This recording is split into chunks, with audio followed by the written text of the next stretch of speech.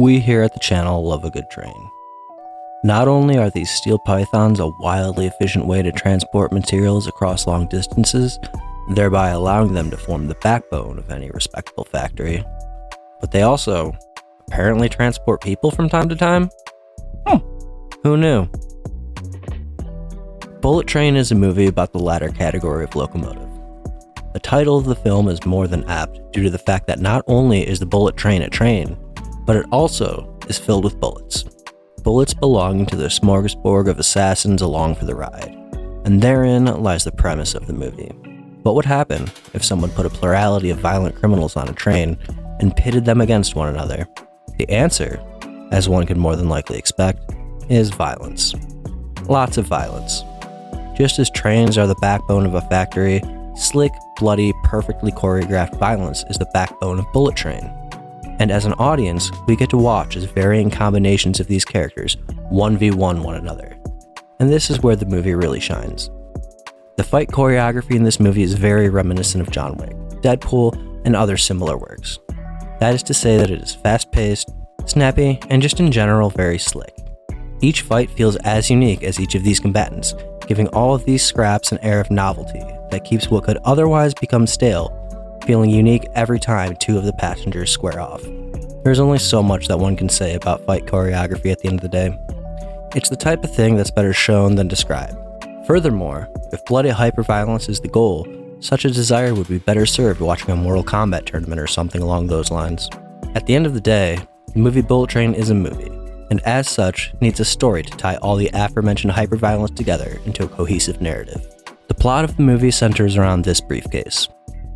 Everyone wants it, but not everyone knows why.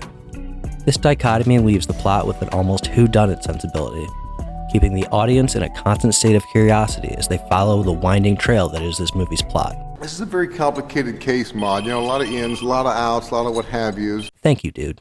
That being said, all of those ins, all of those outs, all of those what have yous eventually culminate in the unraveling of the mystery and conclude the narrative in a satisfying, upbeat way. The antagonists get their comeuppance, and while not everyone lives happily ever after, the protagonists are at least shown to have won out to a greater or lesser extent. I touched on the action, I touched on the plot, but there is one final aspect of this movie that I feel is applicable to this critique, and that is the tone. In lieu of any gravitas or grittiness that often pervades other similar movies, this film opts to adopt a more comedic voice. More than that, it adopts the specific comedic tone that I've often rallied against in other contemporary movies. It utilizes Joss Whedon writing. Typically, I would assert that this quippy, snappy, snarky style of writing is a pox upon the cinematic landscape. And, well, I would still make that assertion. I don't make such a claim strictly because the style of dialogue is innately bad, but simply because it's overused and used in situations that do not call for it. The most prominent example of this is in the Avengers movies. Some situation will arise that the characters, and by proxy the audience, should be taken seriously, and then, out of nowhere, Captain America will make a comment about that being America's butt, and any semblance of gravitas is instantly shattered. But the moments of gravitas in Bullet Train are few and far between. This is mostly a movie about watching cool fights on a train. Cool fights that are fast-paced and just generally fun. So when the quips, the one-liners, the more comedic elements of the writing arise, they are not as tonally dissonant as they would be in an otherwise more serious movie. In fact, the opposite. This style of dialogue writing is very much in line with the rest of the movie. The fights are snappy, the cinematography is snappy, so it follows that the dialogue should also be snappy. This leads into my more succinct analysis of Bullet Train. This movie is basically just Deadpool on a locomotive. I mean that in the best way possible. Deadpool is a very good movie, trains are very good vehicles, so it tracks that combining these very good things would yield a very good thing. Deadpool is a hyper-violent comedy that does not take itself very seriously. And yeah, Bullet Train is that, but on a train. The connection between these two movies is more than just surface level, but also present in the casting and cameos of the two movies. Brad Pitt, the star of Bullet Train, has a very brief cameo in Deadpool 2, a movie starring Ryan Reynolds, and was allegedly paid with a cup of coffee. Mr. Reynolds has a cameo in Bullet Train. I have no idea what beverage he was paid with. I haven't done any amount of robust research into this because I mostly talk about movies and reading is for nerds. But my headcanon of how these cameos worked out is something similar to this. Hey, you know how you were in my violent action comedy for like half a second? Yup. What if I was in your violent action comedy for like half a second? Hell yeah, let's do it.